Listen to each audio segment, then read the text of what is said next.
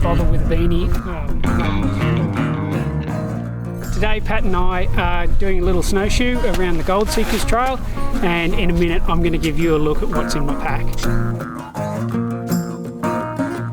Today I got a Garmin InReach Mini 2 just sitting on the pack there, so it's got a nice view of the sky. Really handy to be able to communicate and also let somebody else at home know where you are.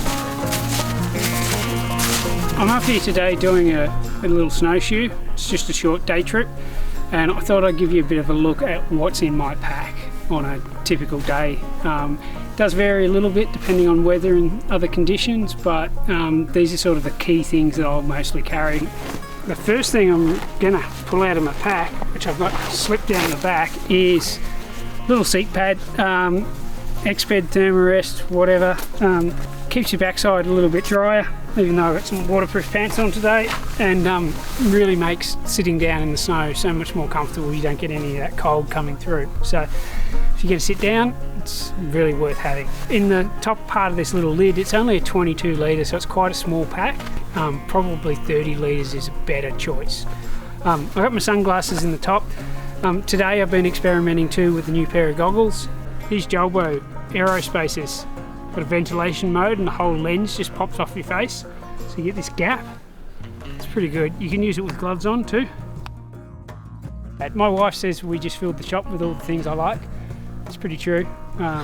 Occasionally I get to take some home. One of the first things that I leave at the top of my pack is my down jacket. Now it's in a dry bag, so I can pull it straight out and I can put it on. Now if it's dry, you can actually put it over the top of your waterproof if you wanted to, or your soft shell, whatever you're wearing. So I've got that here, it's ready to use. Really is an important part of the layering system. If you want more info, you should check out some of our other videos which cover off multi-layering. Nice thing about putting everything in dry bags is if it's raining or it's wet, you can reach into your bag, you can pull out the dry bag that you want and sit it on the snow, or you don't have to open it up and it won't get wet.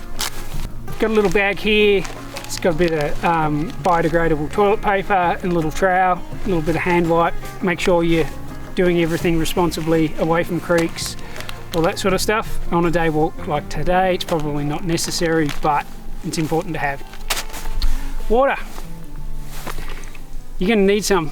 I run an Nalgene bottle typically in winter and I put it inside the pack. I don't like using a bladder. I've had the tubes freeze up before where it's been cold, particularly if it's cold and windy. Takes a lot of energy to boil water. It also takes a lot of energy to freeze water. So typically your water bottle in your tent might freeze overnight if you've got a really cold camp, but it takes all night for that to go frozen. So if you've got a litre bottle of water and it's jammed inside your pack, chances are it's not going to freeze on a day walk, but it is really necessary. So for me, I'd usually only carry a litre on a day, but I've also got a small thermos in here with another half a litre. I know my water consumption fairly well. I'm only a fairly light guy. If you're a bigger person, you're going to go through more water as well. You've got more body mass that you need to feed. So if you're running up at 90 kilos, there's every bit of, you might need 2 litres of water for the day. It's important to note too that I always have a bottle of water in the car. So I'm well hydrated when I'm coming up for a day walk, and I'm well hydrated the minute that I get back to the car. While I'm saying, hey, I'm only carrying a litre of water for my hike, I've got another couple of litres in the car that is there ready for me. This is a little 500ml flask. It's pretty light, it's vacuum insulated. So in here I filled this up with boiling water this morning. Currently it only has boiling water in it. So in my food bag I also have a choice of hot chocolate or chicken noodle soup, depending on what I'm feeling like. So, and I think there's a tea bag in there as well. So instead of making up this before I leave home, it does give me options depending on whether I want sort of sweet or savoury. Little food bag, I use little Ziploc bags. I've got some muesli bars, some other snacks. My map is sitting in there as well. It's important to carry a map and a compass. Bit of food. Got a little orange bag. I typically carry my first aid. Inside here, a couple of really important items. Got little first aid kit. It's got some bandages, it's got some medicines, Panadol, Nurofen, that sort of thing. In here I've also got a very small knife, my compass, sun cream, because you will get burnt, and headlamp, because stuff happens. And typically in winter, I mean here in Australia we're pretty lucky, it doesn't get dark till 4:30, 5 o'clock, even in the mountains.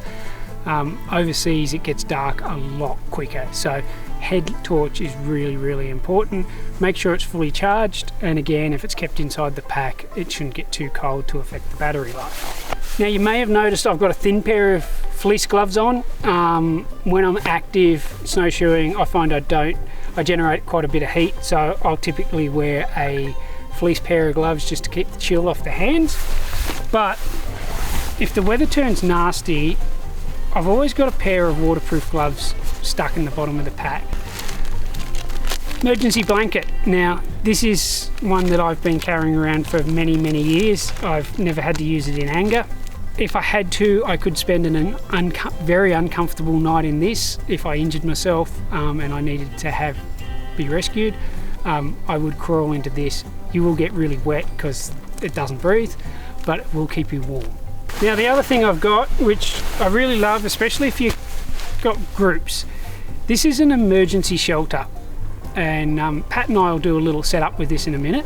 It's basically an emergency tent that's about 400 grams. We don't see a lot of these being used in Australia. We see a lot of these in places like the UK and Europe. So we're here inside this emergency bothy, as they call them, from Scotland. This is actually a fall man, would you believe? So there's a little bit of extra material, but Pat and I sat in here. The idea is that you pull this over yourself, you can get your pack in here, you can get out of the wind. There's a little piece to sit on as well, so you don't have to sit on the wet ground. And being out of the wind, you can take your gloves off. It's already started to get warm in here. And you know, you can pull a map out, you can read a map, you can talk to each other, have some food, just regroup. I think these are a great addition to the bottom of a winter pack. It's really handy. And that's it. Look, what you put in your pack is really personal. Mine's pretty stripped down. This is my bare minimum. Other people will no doubt have other ideas, which obviously they will let us know in the comments below. That happens. I hope you have good fun. Don't be afraid of the snow. Don't be afraid to get out there and do some basic snowshoeing.